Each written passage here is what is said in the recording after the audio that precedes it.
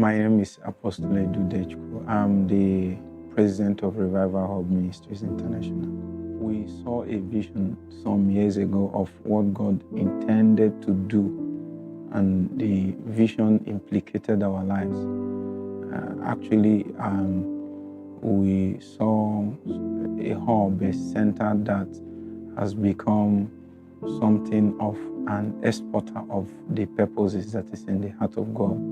And God began to tell us, if we will obey Him and come to the point where we have crystallized that burden that is in His heart, He can, through us, export that purpose and intent to people, to the nations of the world.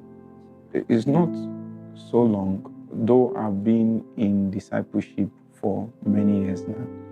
Many years, about 11 years. But the ministry as Revival Hub started about 3 years ago. And that was when we got leave from God and then from authorities over us to start the work. And we were led to start at Nnewi after, a few considerations and then waiting on God to be sure of the exact location that we'll be able to host what God intends to do. I was born into a conservative Christian setting, and the implication is that there is a few of the impacts that the charismatics should have in our life and walk with God that was not evident or was not in my life. So it was when I entered the campus, I found myself within a new church setting. For some time before I entered campus, I was among the people that didn't believe in such thing. We felt that the guys speaking in tongues were not, they were babbling, they were off and all that. But I think I have to mention this event because I rate it as maybe one and two of the most important things that happened to me in my walk with God. That is the baptism of the Holy Spirit. And in my 100 level, I got to meet these guys and they called us out. There is a place called Lawn Tennis Court in the University of Nigeria and Soccer, and it was a hub of prayer and all that sort those days, and I believe maybe it's still the same now.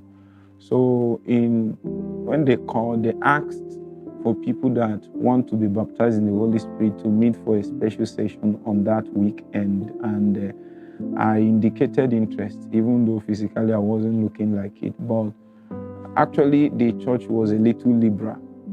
So I came in, and the first time I saw a lady, and she was teaching, and she was on trousers. So considering my conservative setting, I said that God can be here.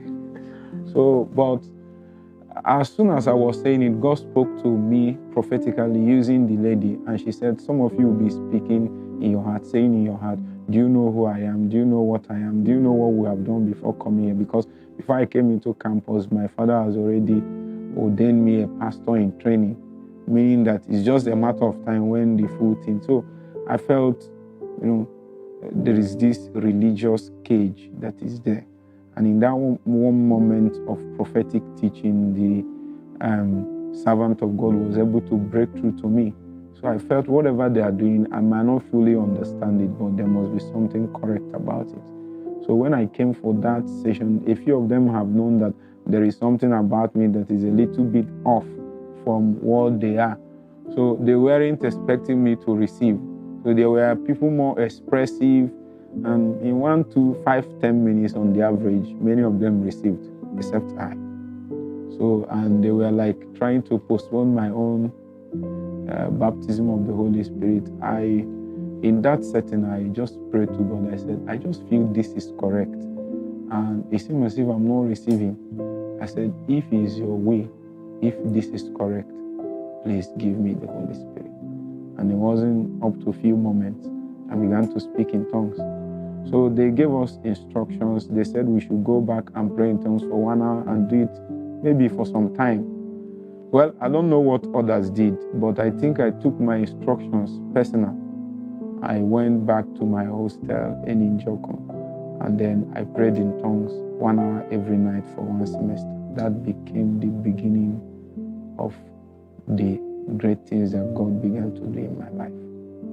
I likened my experience like someone that had a lot of wood, but there was no fire, there was no kindling, there was no activation. A lot of things that I have, obviously a lot of things locked up in my ordination, a lot of probably abilities that is there that I never felt that I should be amongst the people that should be doing this.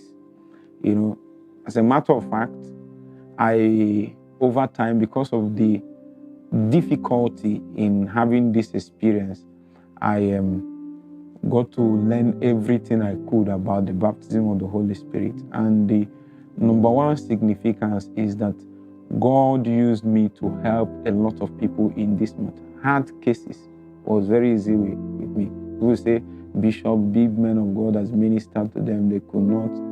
I said, God, my own was like an encounter. So I was able to relate with their challenges, almost all kinds of cases. I researched possible challenges, possible limitations that can stop people. I found out that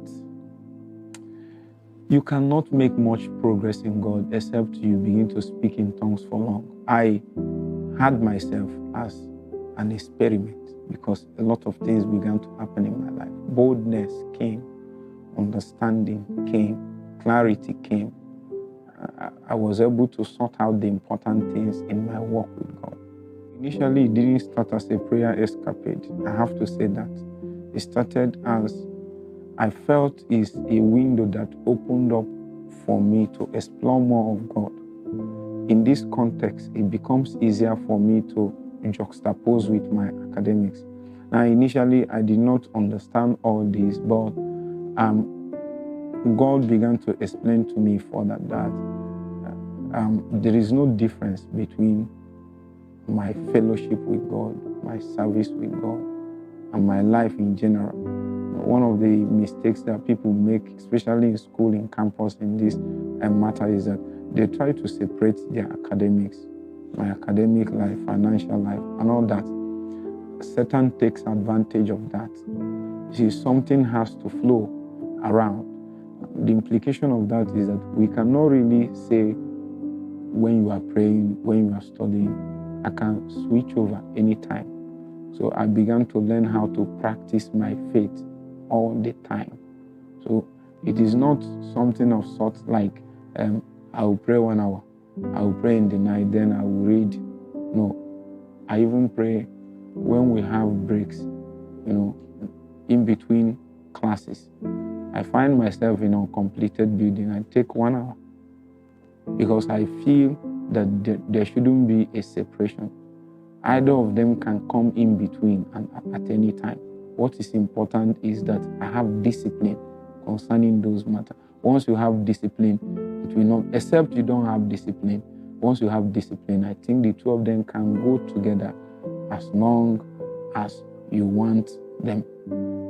I can switch over in breaks